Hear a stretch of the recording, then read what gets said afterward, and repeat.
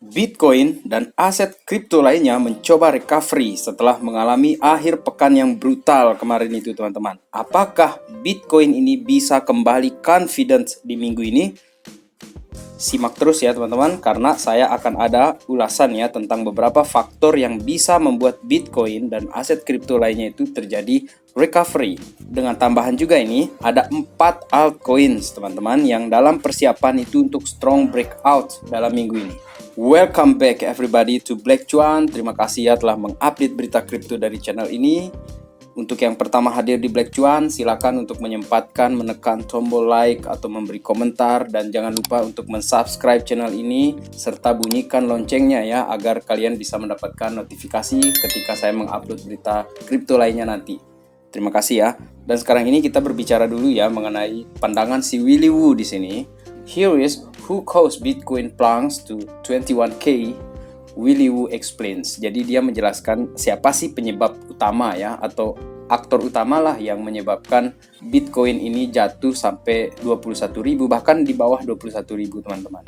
Jadi di sini yang dia permasalahkan itu adalah adanya 3AC scale sell off by institutional traders. Jadi ada institusi ini yang melakukan penjualan ya dari Three Arrow Capital itu teman-teman.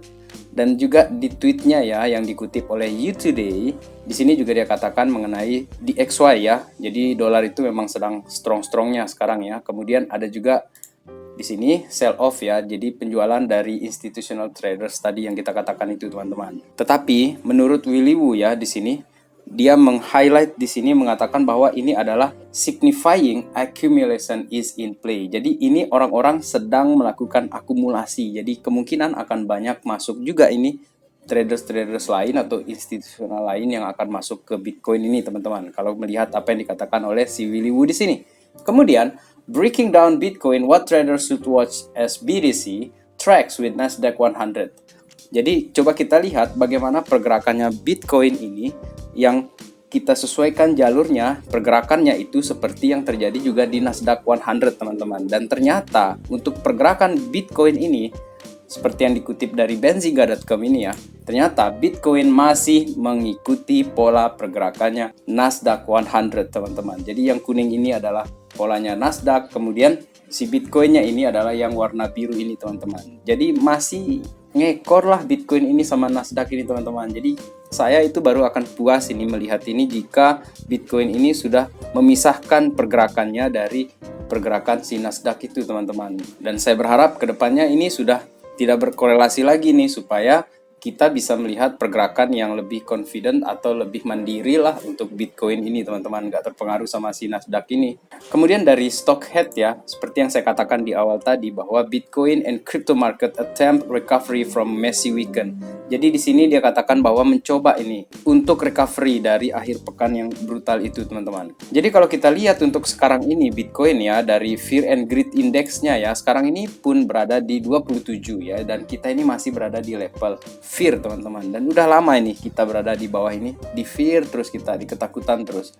Dan menurut Stockhead di sini ya, ketika penutupan BTC itu tadi ya, si Benjamin Cowen ya di sini, saya kutip langsung di Twitternya dia, and yes, boring sideways action into the weekly close. Jadi kita ini pun penutupan masih berada di penutupan candle mingguan yang membosankan.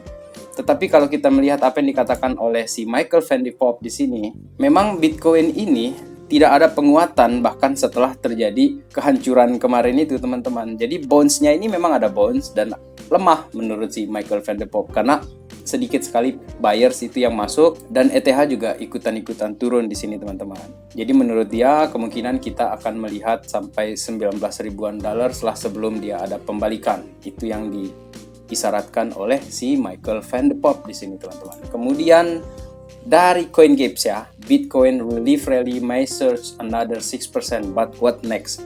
Jadi menurut CoinGap di sini akan ada relief rally lah sebentar lagi dari Bitcoin ini, tapi sekitar 6%. Tetapi setelah itu apa yang akan terjadi? Maka kita coba lihat di sini ya. Kalau dari technical analisisnya ya, saya kutip langsung dari sini, kita ini sudah di Fibo 50 sudah tembus ini teman-teman. Jadi kalau di video saya yang sebelumnya saya mengatakan bahwa Bitcoin patah tren ya. Jadi ketika di sini nih harga Bitcoin itu di sini, saya mengutip mengenai Bitcoin yang patah tren itu teman-teman, dan sekarang ini kita sudah berada di harga kisaran 21-an ribu di sini teman-teman. Maka ada kemungkinan juga akan ada further atau ada pelemahan yang mungkin lebih dalam lagi di 19.000 menurut Michael van der Poel tadi. Tapi kalau saya lihat di sini, saya berharap semoga ada pembalikan. Cuman volume kita di sini tuh masih lemah teman-teman. Dan mengenai indikator ya atau faktor yang menyebabkan Bitcoin akan recovery itu adalah kita lihat dari Motley Fool di sini ya.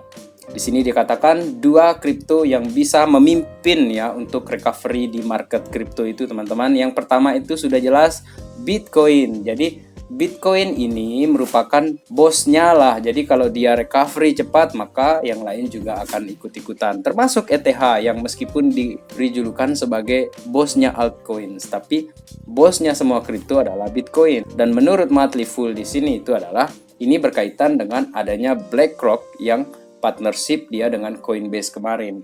Dan ini kan tidak langsung terjadi teman-teman. Jadi institutional players itu, traders itu tidak langsung begitu dia ada partnership langsung aja main beli-beli barang. Enggak seperti itu juga. Mereka lihat dulu, mereka tentukan dulu posisinya. Maka Bitcoin ini jika mengikuti kata The Motley Fool di sini, dialah yang akan memimpin pergerakan berikutnya. Kemudian kalau kita lihat dari Motley Fool di sini, Ethereum teman-teman. Jadi jelas di sini Ethereum karena akan ada the merge yang akan terjadi di jaringannya Ethereum dari proof of work menjadi proof of stakes nanti di bulan September itu teman-teman. Apakah itu nanti akan menyebabkan cambuk ya pada pasar nanti itu? Mari kita lihat di bulan September teman-teman.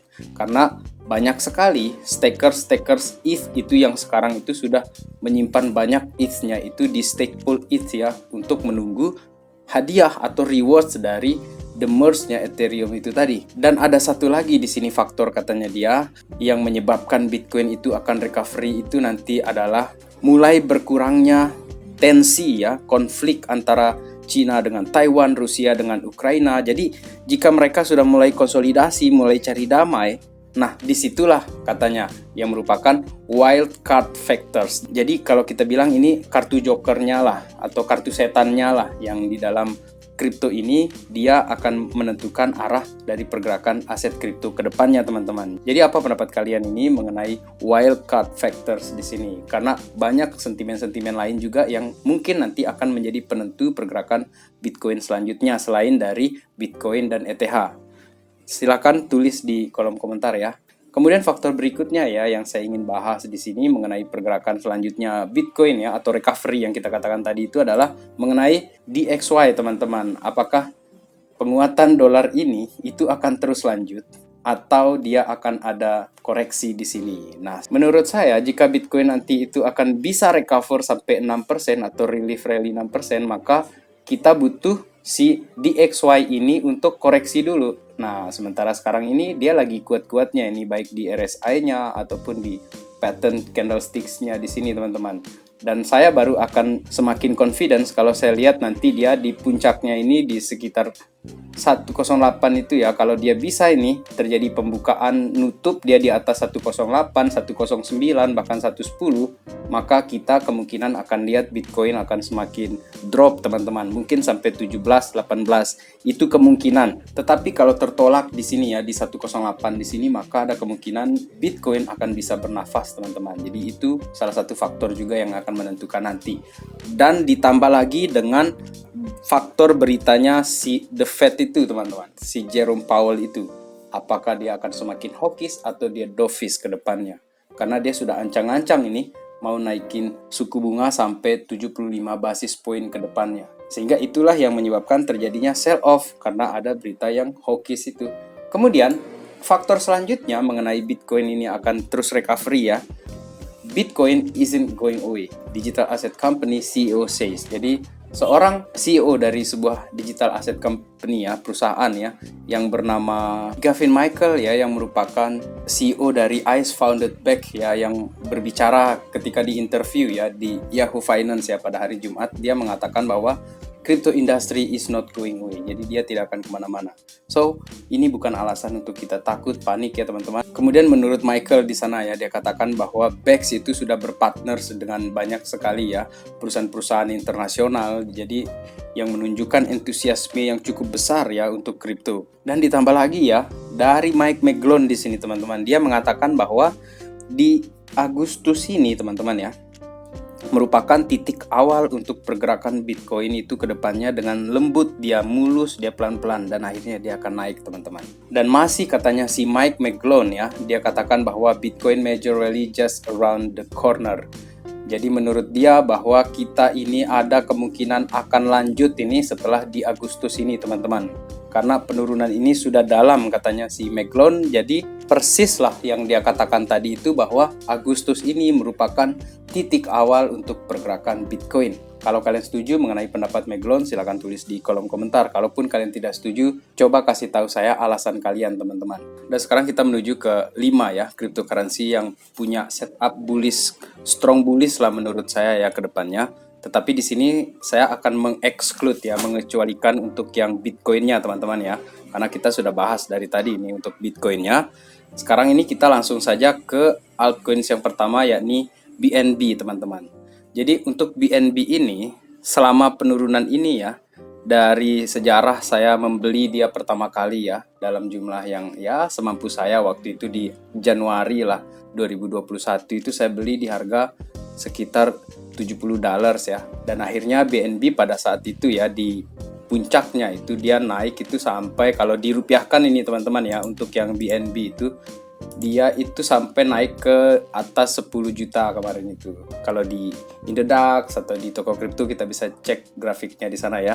Dan untuk yang sekarang ini BNB ini ternyata dia terjadi ini nih pemantulan di support yang cukup kuat di sini teman-teman. Jadi di sini ada beberapa support ya. Nah, dan di sini ternyata dia kuat teman-teman. Dia sudah mantul di sini. Dan menurut Cointelegraph di sini, BNB salah satu atau yang pertama di sini untuk altcoins itu yang akan terjadi breakout dalam waktu ke depan teman-teman. Jadi silakan dipantau ya. Altcoin berikutnya di sini itu adalah EOS teman-teman ya, dengan pair USDT-nya. Sementara untuk yang satu harinya EOS ini ya teman-teman ya, untuk yang satu hari ini dia sudah berhasil ini menembus ya di resistance-nya dia dan sekarang berada di 1,526 ya di sini ya. Kemudian untuk yang 4 jamnya EOS ini ya, dia ini sudah menembus resistance-nya itu teman-teman ya, dan kita tunggu dia penutupan candle hariannya itu akan seperti apa. Tetapi menurut saya ini EOS ini sudah bagus sekali teman-teman, karena di satu harinya ini dia ada kemungkinan ini bisa ini tembus sampai mungkin di sekitar 1,8 lah di sini teman-teman ya. Kalau saya lihat untuk EOS ini. Dan altcoins yang berikutnya di sini itu adalah Quant ya, Quant per USD.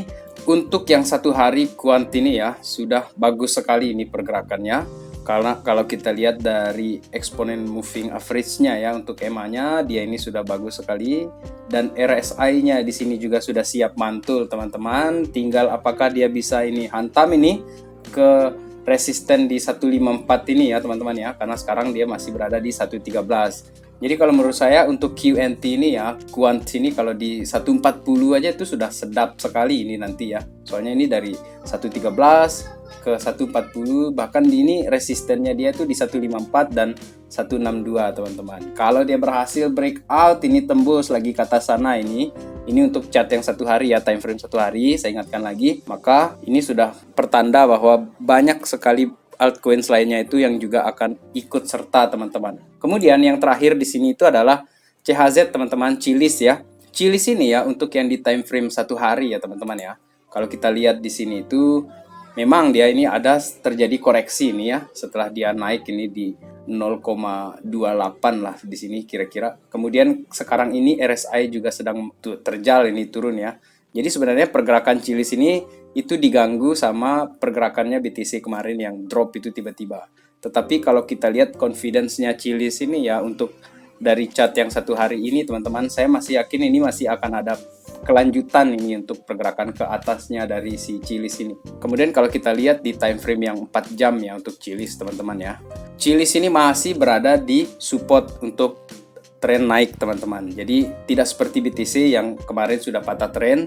Chiliz ini ya ada kemungkinan juga dia akan nge-retest ya support ini, dan kalau dia berhasil mantul maka tren naik itu akan semakin kita bisa lihat kelanjutannya teman-teman untuk Chiliz ini teman-teman. So, kesimpulan saya untuk video kali ini adalah mari kita berharap sentimen bagus, berita bagus, kemudian The Fed sedikit dovish mungkin nanti ini, dan partnershipnya BlackRock dengan Coinbase itu sudah mulai menunjukkan aksinya mereka, para institusi ini untuk mulai masuk membeli, maka disitulah kita akan bisa melihat relief rally atau recovery lah untuk market ini teman-teman. Untuk sementara ini kita bersabar saja dulu, dan saya ingatkan teman-teman, this is not financial advice, tetap melakukan DYOR, do your own research teman-teman ya, riset mandiri. Sekian video kali ini, terima kasih telah menonton, salam Black Cuan, peace my friend.